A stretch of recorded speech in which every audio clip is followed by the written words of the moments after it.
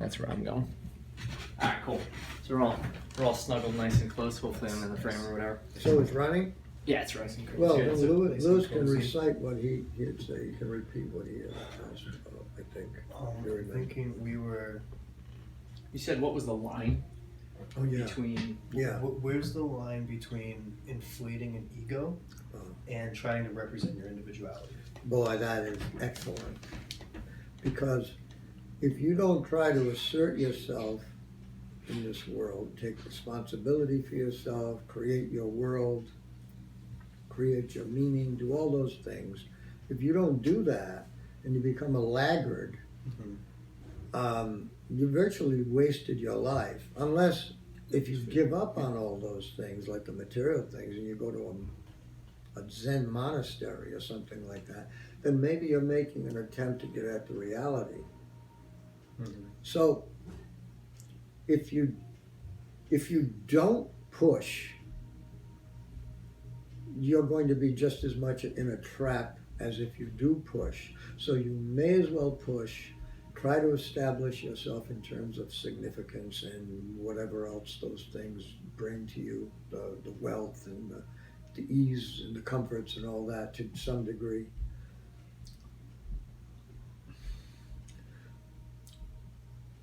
But at some point, you will have to deal with the ultimate reality.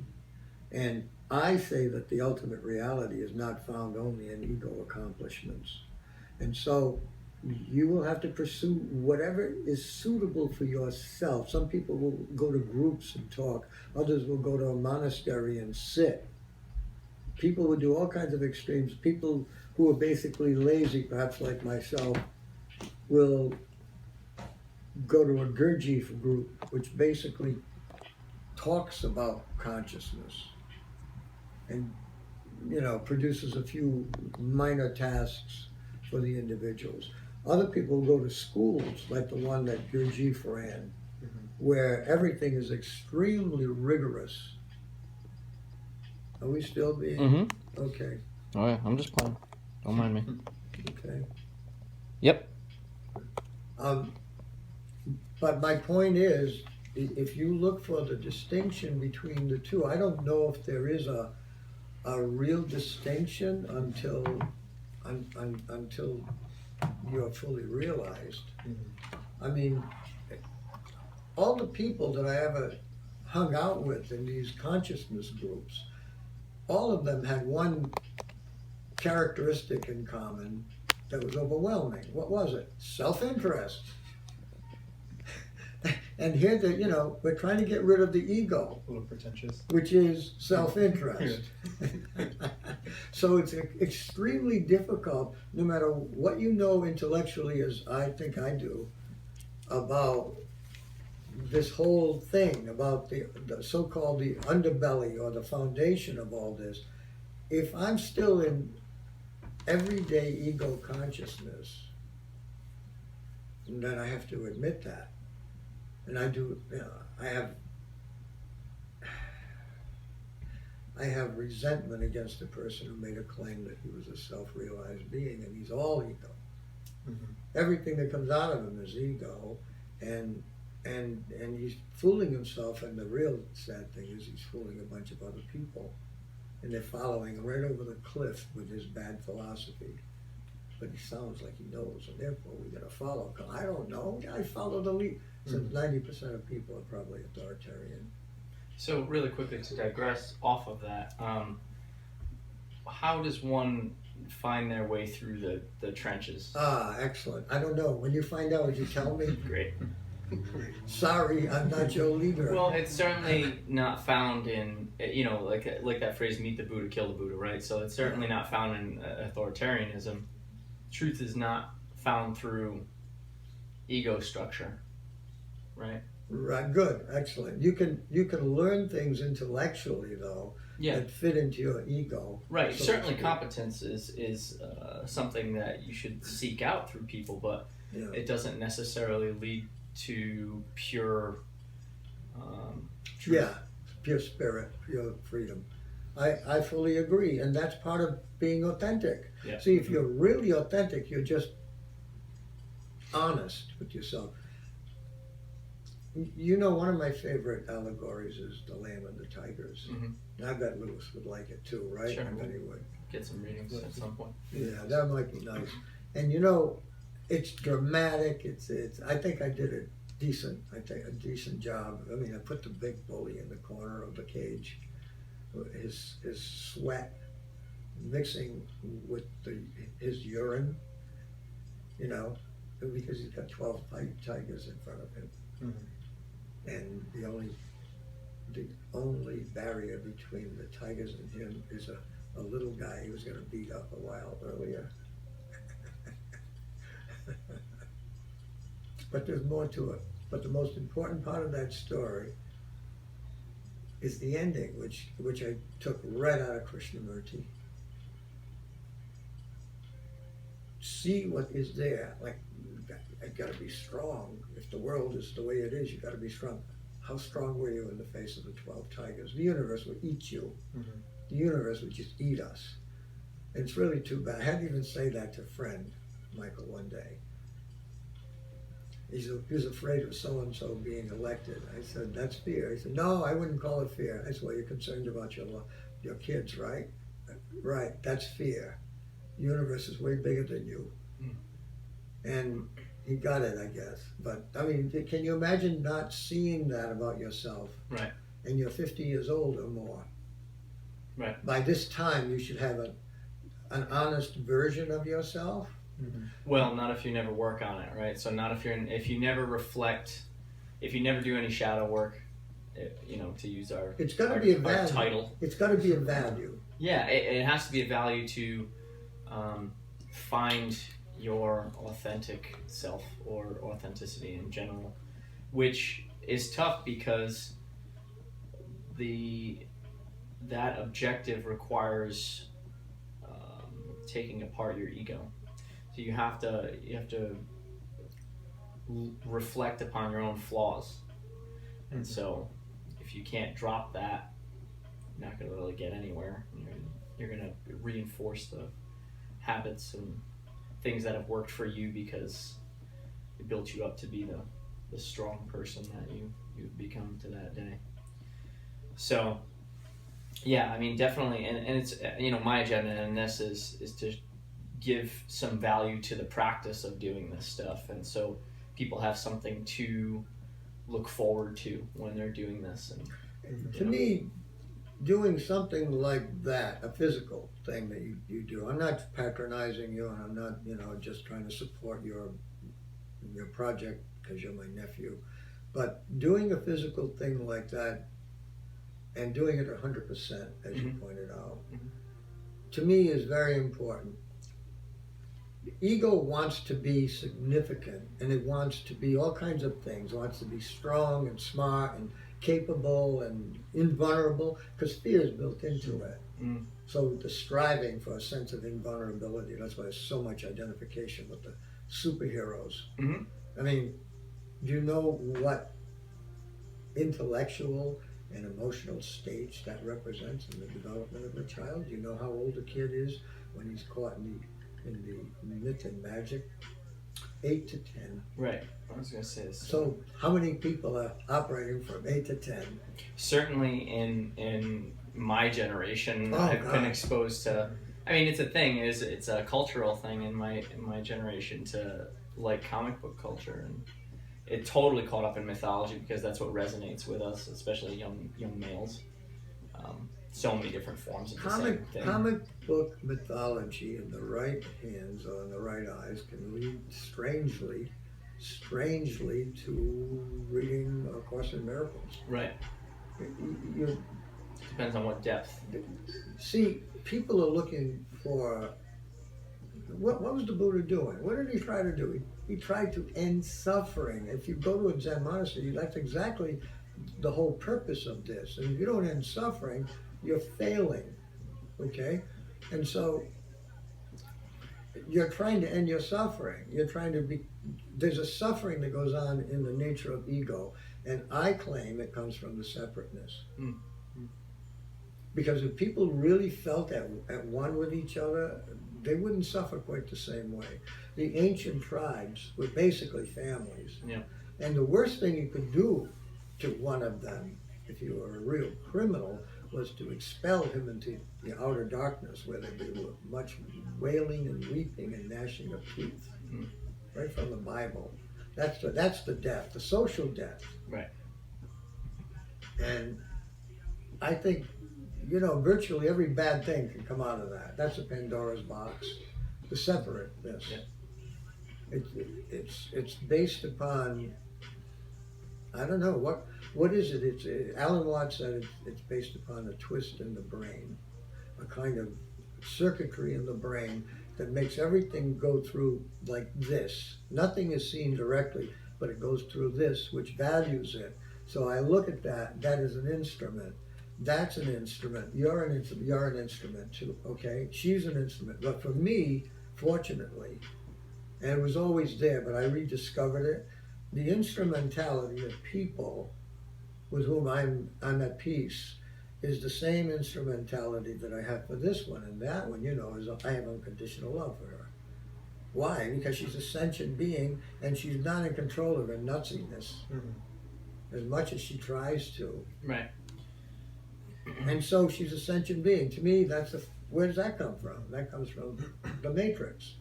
And therefore, all those subatomic particles are related to these subatomic particles in ways that are much closer than we can see. Right. Right? Right. I mean, in my small amount of time on this planet myself, I've come across the idea that, which we mentioned last time in the last video, that it's really harmful to yourself to harm other people or other things.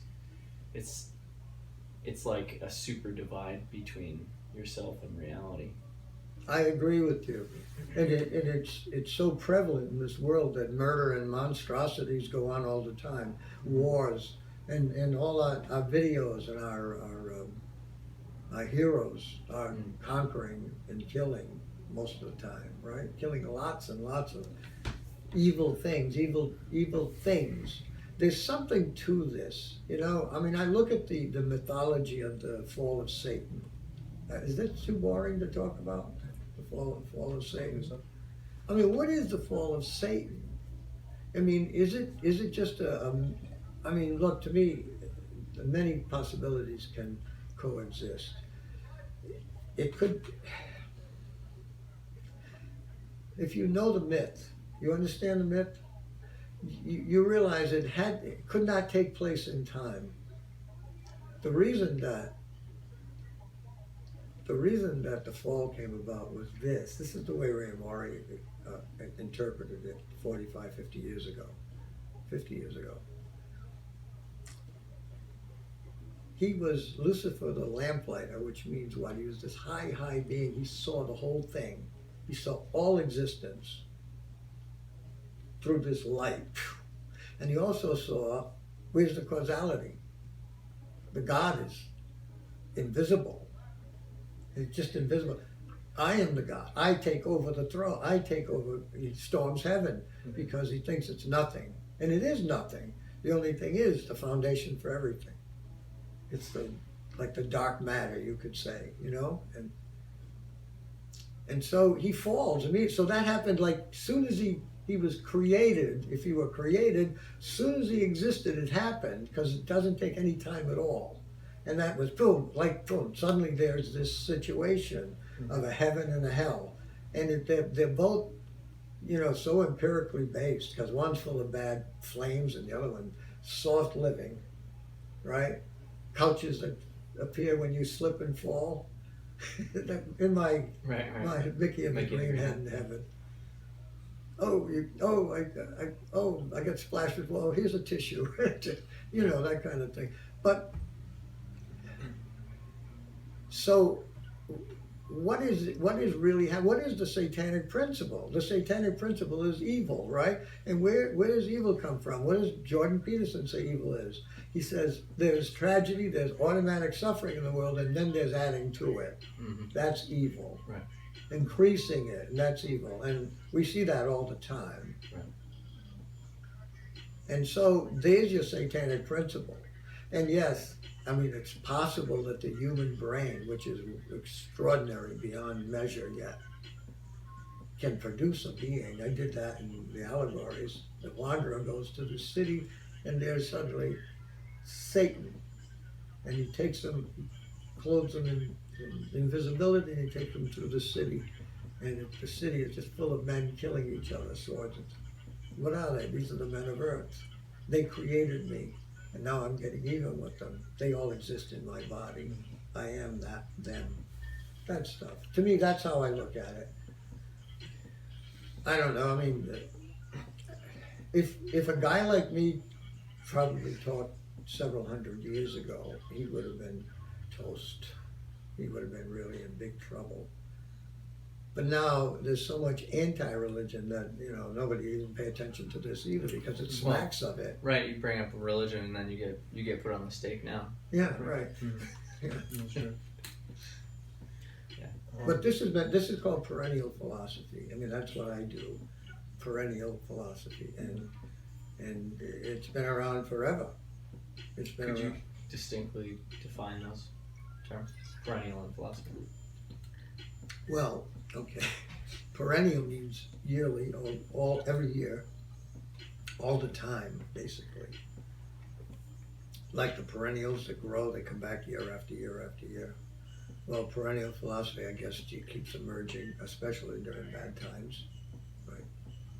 Because people become needy. I think that there's a possibility that this world is a way station. I hate to even think of it like that. I know that Gurdjieff people say the same.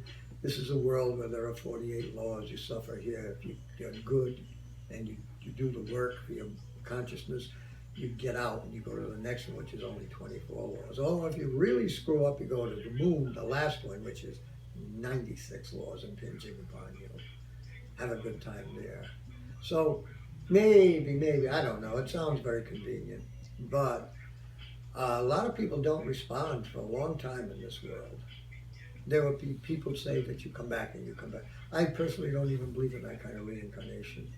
I don't think anybody comes back. I think the dynamic goes on, the energy goes on, the structure, the syndrome, the lock on a chunk of consciousness. To different planes. You mean, or I guess it would be that way too. Yeah, I don't know what the rules are physically in all this. But somehow it's like every word is a vibration, right? And it's a physical thing. There's nothing here that's happening that's not physical. This is physical, right? The waves, all of this, we're in a swim of this matrix. And so, what really dies? Does consciousness, does the individual die? Yeah, the body dies, and then the consciousness shifts, right? Hemarov's point. He said that the subatomic world shifts to another dimension, and that's alive now. It never lost anything. So, what shifts? I mean, what were you? Your personality goes on, but see, personally, I think there's only one consciousness. Like there's only one space, and then there's all this stuff in it. It's just consciousness. Kind of like there's only one ocean, but we created borders. However you understand it, your own analogy, your own metaphor. Yeah. But we live in a kind of a self-deceit where we can't really overcome the separateness. We can have good conversation, and it can be amenable to the best things in your brain, but the separation still exists in this world. We live in this world in this strange swim.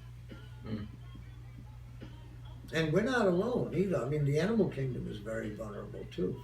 Animals feel vulnerable. Fish will get the hell out of the way of the... Right. They just don't sense future. Yeah, probably right. They're just living from moment to moment, right. Which is cool. Which is really cool. Which That's really only decreases stress tremendously. Yeah, this was a subject of conversation earlier on when we were on our way over here. which is ideal, I imagine. Yeah. right. I mean, well, to what end? You know, it's like you could have like no no awareness of a thing, but How's that?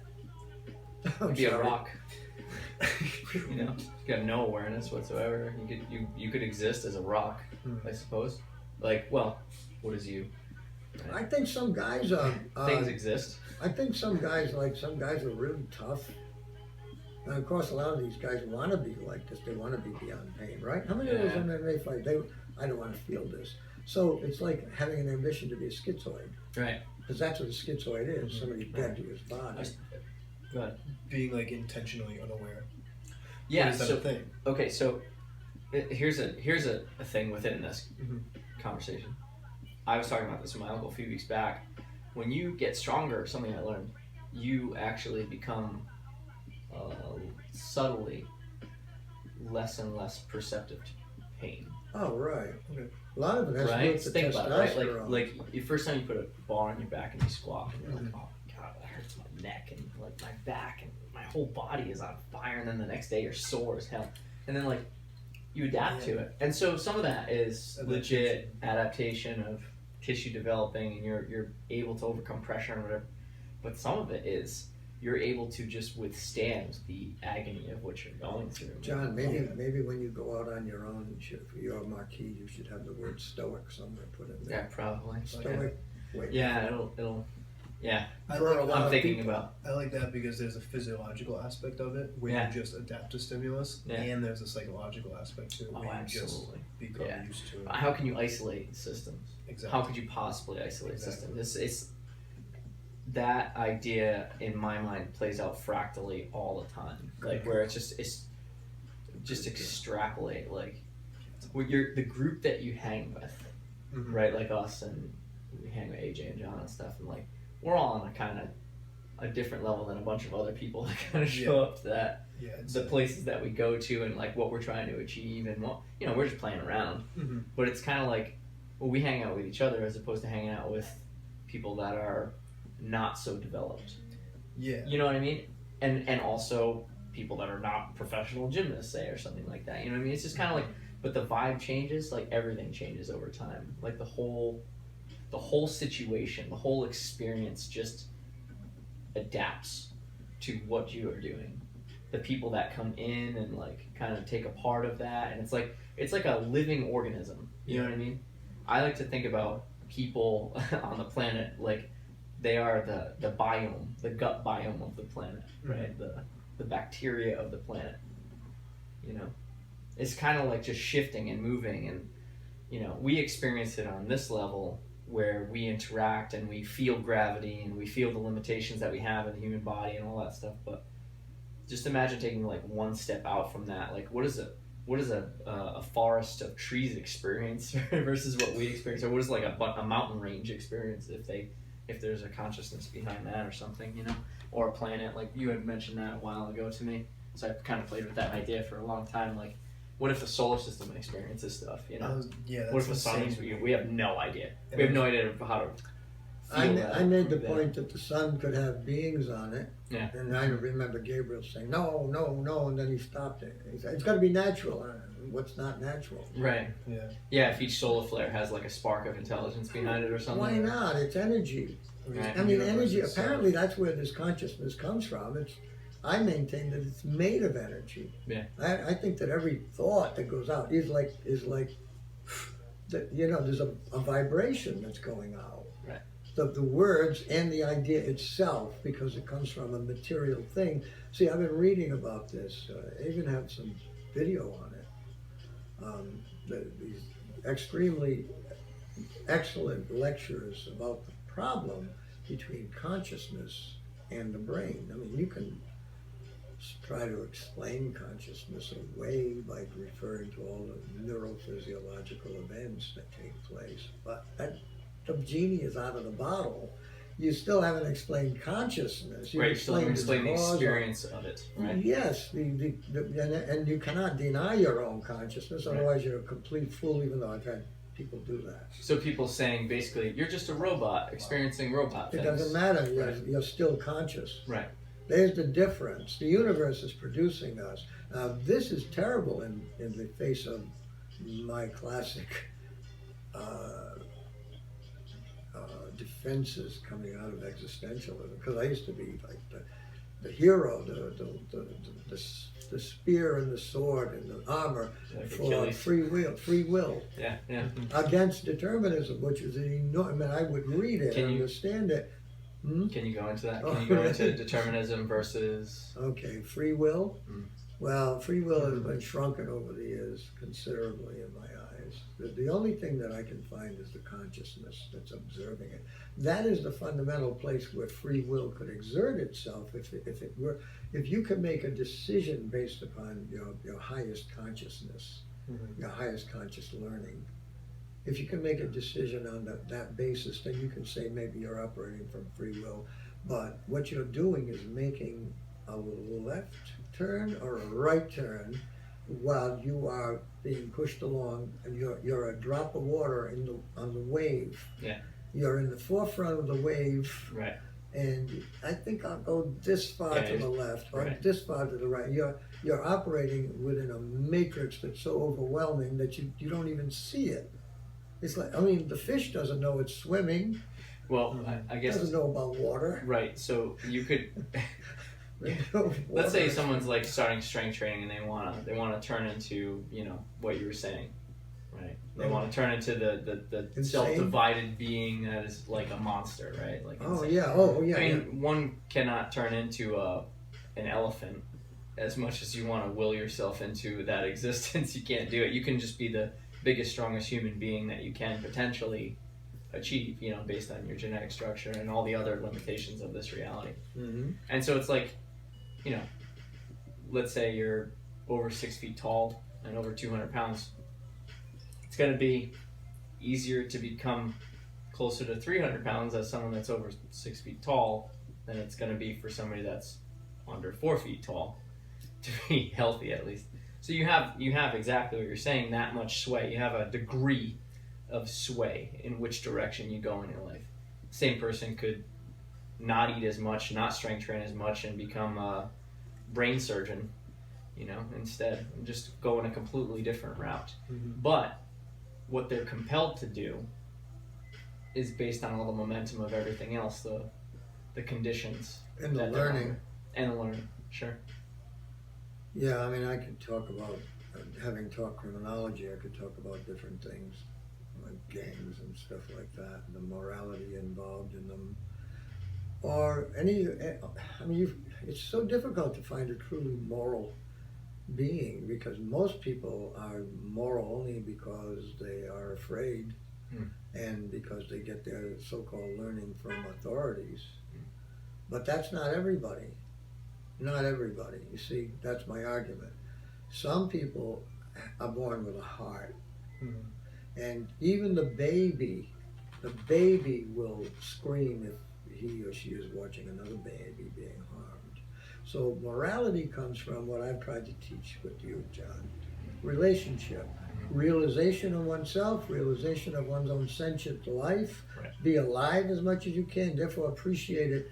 Because as I've said to my classes, these people surrounding you, everybody, you wouldn't want people to lie to you or steal from you, break promises, do all these bad things, harm you. No. The answer is always no. Then what about these people around you? They're like you, right? Mhm. Yeah, right. I mean, you're not autistic. They're not just figures on the screen. You're not hallucinating them. They're real, right? Yes, they have to agree. And so then you say, well, you just made up a set of rules.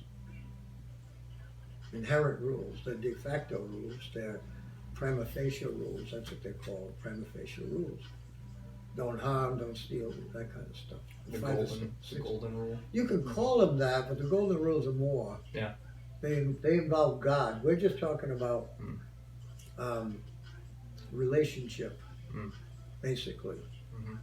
And so I used to use that as the fulcrum for when I was teaching ethics, and it worked. Kids got some of them got a foundation for what I was saying. Pretty important for teaching people that are enforcing law to have a set of. Yeah, I mean, you don't change a lot of Moral their values. heart. Yeah. I had another kid who was just, I deserve an A. He got a 76 average. I raised my hand once. I'm not joking. Yeah. And he was trying to get me after I retired. He was calling around trying to get, because I gave him a C, with a 78 average. Right. I deserve an A. You know, from your generation, right? Those Mm-hmm. guys. Because that was 05. Entitlement. Entitlement. It's amazing. Huge issue. Huge issue. Lack of achievement. Yeah. I'm I kind was of talking about that on the way up here too, right? Like, what is? Let's not kid ourselves. You don't have to be like upset by not achieving something, but don't just it's a fact. Like, if among a population of 100,000 people are doing this and you're not doing that, you're not achieving what other people. And that's like you typically value yourself by your accomplishments Yeah, and your progress. I went through that as a kid a lot. Yeah. To Certainly. go in that direction. I remember not having achieved anything and feeling terrible about it. Like at under 14 years old, I had no trophies or anything like that. I was like, yeah, what am I doing? Like I need to do something that's Cognitive. Turn the engine on. yeah. Get like, going. what am I actually doing right now? You know. And that could be an excellent source of motivation and inspiration, but it could also be something that you kind of like degrade yourself and beat yourself up over. And it could Yeah, be, absolutely. everything is so unique, and like to get to the pure simplicity of anything is so difficult that it's kind of hard to have a strong opinion on things. Well, that's what formed me into the coach that I am at. Yeah. Right now, it's I'm trying to point people in the direction in which they'll be strong in the things that they're trying to achieve and not beat their head against the wall. Like Einstein said, you don't teach a fish how to climb a tree. Mm-hmm. You know, so if somebody, let's say you get somebody that's got long limbs and they're trying to be a professional power lifter, it's going to be very difficult for them versus somebody that has very short limbs to be a professional weightlifter or power lifter. And that turns into you getting your pleasure from relationships because you've molded yourself into someone who helps others and wants to help other people meet their goals. Absolutely, yeah. But then that turns into them being able to appropriately figure out what their goals should be. Yes, there's a reciprocation. Yeah. You know. Yeah. And it's a reason why I'm very picky with my clients too. Mm-hmm. Makes sense. Extremely Makes sense. picky with who I decide to pour all my energy into. You know. But you wanted me to talk about. I'm sorry. No, go ahead. Yeah, the difference between Determinism and free will. Yeah. Determinism is basically the theory that all material existence influences itself all the time, and that even what seem to be the most subtle things about the human being are still created by the material universe and really dominated. And as I've tried to say in numerous ways, we're like well, to me, there are different ways to look at it. If you want to look at how overwhelming the determinism is, you can think of yourself as a drop of water on a wave that's coming off an infinite ocean. And you have about that much freedom to determine your future and everything else. So free will is mostly an illusion, and certainly it's convenient for the sake of punishing people, right? So what was your argument for free will previously? That the consciousness that we acknowledge is at the heart of things, and it can take a direction that is unpredictable. And you see that in some of the early writings, like Dostoevsky's guys. You had one guy, he was a prince. He was handsome and successful and wealthy and powerful and this and that. This is in the book called The Possessed. And he wound up killing himself. And you find that among existentialists. You find a sense that, this whole thing is meaningless. There's nothing here except this strange unfolding panorama of events before you. But it all leads to nothing. You're made out of nothing. There's no meaning to it. And so they just kill them. There's got to be more to it why a person would kill himself. There's got to be some toxicity or something. Because even without the meaning, if you have relationships, you can still survive. But if the relationships are characterized by a lot of estrangement, it's hell. It's just a continuation. So you know, I said that because of the consciousness, there can be a strange eruption and so. And basically, what I used to say, it's been how many years ago did I was 28, I think. I'm 79 now. So that's when I was teaching at Rhode Island College and talking about that difference occasionally. It's all very tricky stuff. Intellectually, you can do almost anything you want, and you can build structures made out of like glass and everything. And then all somebody has to do is come along and tackle it at the foundation and see what happens to it. And that's the way to go. If I were you, I mean, that's the way I go. If I'm in competition, I hate to be, you know, because I see us as you know, I'm a drop and you're a drop. We're all drops and we're all being pushed. But unfortunately, there's so much going on. Or the other analogy was, I said the bubbles on the ocean, thinking that we're different from all the other bubbles and the ocean. I mean, people have rejected the ocean. That's God. No God, you know. And you got this certainty, this certitude in them. Like I always look at Bill Maher. He's so sure. Or that guy John Oliver. Although I haven't listened to him since the day he defended Monsanto and made fun of the people who are worried about Monsanto. Just they ridiculed him. I've never listened to him since that time. He has nothing to say because he's a moron. He's just there pretending to be significant by bringing all this stuff up and adding to the hate. Just adding to the hate. These people are ridiculous. It's just content. He has a massive platform. Yeah. Yeah. Has to stir the pot. Yeah. Yeah. Well, it's so common. And they got the perfect guy to do it, so they make fun of Trump every second. So, free will was, you know, it's convenient to apply free will. That way you can punish the criminal. But really, I think that a prison is correctly called corrections because it can train the dog not to do certain things. But basically, punishment in itself does not teach anything. It just teaches the organism to go around it, to avoid it. I mean, we live in a society where crime is just rampant. A lot of people like to believe that they are beyond crime, righteous. You can picture the guy, could be a state worker or somebody like that, who thinks that I don't do anything wrong, and then someday he has an opportunity to run away with $500,000 that he finds, and he knows it belongs to some bank or something. Suddenly he's not nearly so idealized. That's part of what I call the identity theory that I presented in criminology. Yeah, maybe I should do that. I don't want to go into it now, just longish. Yeah, longish Well, days will be here. you gotta look at what makes up the identity of the individual. I don't know why those guys of criminologists never thought of it.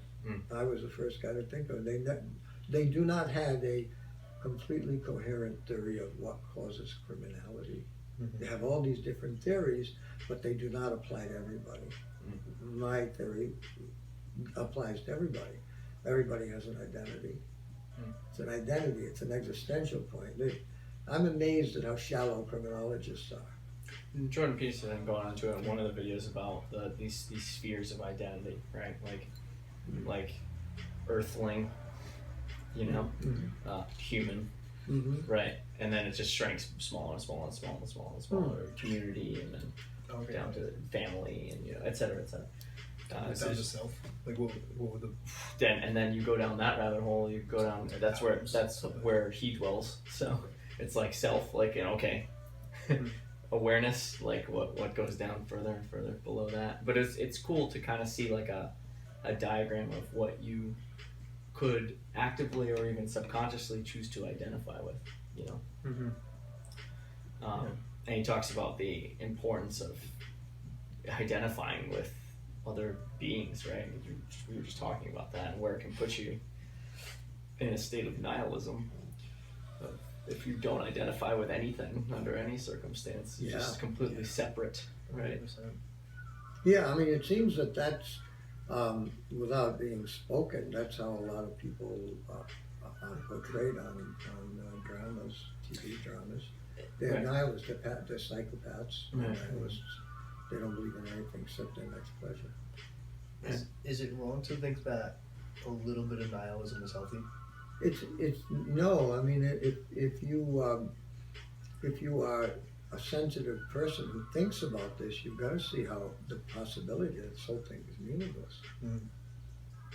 Right? I mean, it's possible. I haven't never gotten away from it. What I discovered in myself is that I need a conscious entity, not even an entity, a consciousness that hears. A consciousness that hears. Mhm. I need that to be real, but that doesn't make it real. Right. But I know what I need. I mean, that way, and in that sense, you can relate to it. You can call it prayer, whatever. You talk to it, Mm-hmm. and you ask for help because you know that enlightenment, no matter what you do, you could sit for 50 years. You could just sit and sit and sit, and you will not attain Buddhahood. You may think you have, but it won't be true, and you'll still suffer, and that'll be the evidence that it's not true. You'll still be on fire in some way inside. The Buddha said we're all on fire with desire, and Saka says we're made out of nothingness. Being and nothingness is his book. Lanayan, you're a purely empty being. You have no substance. You're always having thoughts and perceptions and always grasping and then letting go. The Rekul Nihilizan. It's like a annihilating recoil, he called it. You take it, you see it, and then you go to the next thing and the next, and you can't stop thought. It's like the lava lamp, only faster. Well, in that way, it seems, to use a metaphor, it seems like the cosmic fire concept, like we're all like that little, because one day it burns out, right? It just stops. Like we stop producing thought and experience, and It's settles. I used to years ago. It's my metaphor used to be, the constant metaphor was that we were flames in the fire, and that's an easy way to speak of it because we are upsurges of energy and we fall back into the matrix, don't we? Mhm. We go back from dust to dust, and we arise and fall. And how many things could you do with that? You know, I wrote volumes on stuff like that. And it's important to know it because I think this is very tricky to make a judgment like this, but it just seems that most of us in this world, and I'm not excluding myself, I'm not some spiritual being, but most of us are looking for the conditions of our lives to make us fulfilled or to give us what we want. We're looking for better conditions. For me, better conditions imply first and foremost good relationships. So Sure. that's not so That's- easy. Well, it's also not so so much of a stretch for something to idealize. I think I think that's it's important to Yeah, eat good food and yeah, have good people around you, and you're the only one that can really worry about your own health, so you got to have that. Like you got to make sure you sleep enough and brush your own teeth, etc., etc. So I don't think it's that much of a stretch to say I'm going to remove toxic people from my life because they destroy me.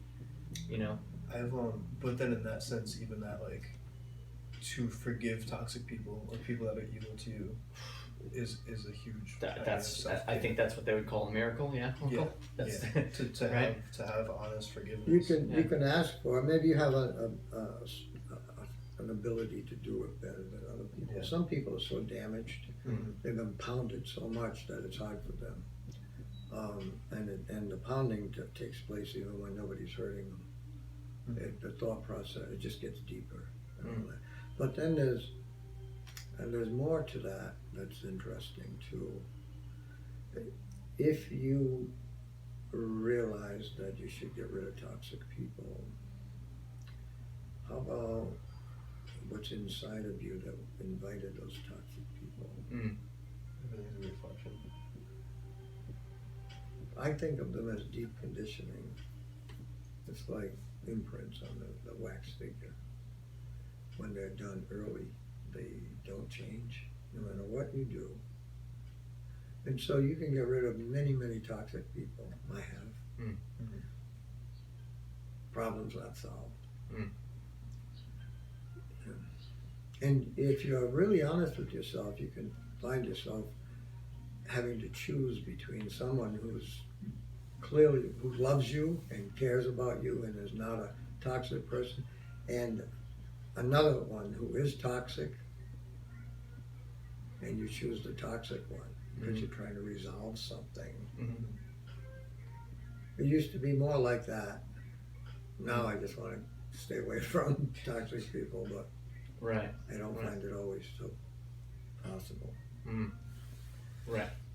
And obviously judgment has to take place in that, and you have to go through the filters of so many different of your own conditions, I suppose, before determining whether or not it's appropriate. Now you brought up something very important. What we're talking about, if we're trying to convince somebody of something today, let's make sure that I'm certainly not proposing that one does psychoanalysis on himself and learns what I think I've learned and all this and that. That's not necessary. What I would just say is be just sensitive with yourself, be kind and gentle with yourself. At the end of the Lamb and the Tigers, the bully is having it explained to him by the little man that he should just look at the fear that drives him. Don't try to change it. Don't grovel, and don't puff yourself up to be above it. Right. Just see it, see what is, and that's the key to all of what Krishnamurti said. Just there's his meditation. See what is all the time, and that Accept means it. Accept it. That's good. Yes, first you have to see it, Right. and then in the next moment you realize you are the witness. You play the role of the witness. You accept it. Okay. Now I know a guy who told me that he tried doing that for years and years and years and years and years, and then he had a moment. He said he was tripping on LSD, and it was after the whole trip. And he always had decent trips, cosmic, and he'd see skulls on the beach and things like that, and edifying and seeing the eternity of life and death, all that stuff. But he said the most important thing that ever happened to him in any one of his many trips was he was at the home of his brother, and he turned his head to the left, and then as he turned his head back to the center, during that interval he had an experience that was like falling into infinity, and there he accepted himself so completely that there was nothing but pure liberation. It was not narcissistic. You know how people say, I'm great, how people posture all the time? Yeah, right. Oh, you're wonderful. I mean, oh, well, let's applaud you. That's not who you really are. That's all false personality. Right. Like my old friend who got in touch with me from when we were kids. Now, here we are, old guys, and he was a banker, and he said, the mafia, I was part of the mafia accounting, and nobody fucked with me, blah, blah, blah. I said, look, Howie, that's all false personality. I don't care. I don't care what. None of that. First of all, it's not here anymore, and secondly, I wouldn't like applaud it anyway. I don't know what you're supposed to be proud of. Can you hit a fastball? Hit a ball over the fence? I like that. I'll give you applause for that. But I'm not going to make you my teacher. Right. You should be your own teacher. You should just constantly be what you are. You're a self-conscious being, therefore increase it. And it's like the Moody Blues say, you don't cut off from the world, you're gonna make the journey out and in, remember? From the Moody Blues? That's what they were talking about, make the journey out and in. At the same time you do what Krishnamurti says, pay attention. Now a lot of people can't, they just get ripped and they go off. There's the the thing. That's it. Is that, That's the subject. are you gonna post this someplace? Who's gonna watch this? Oh, it's all over the internet. The whole world. Millions of people are gonna see this No.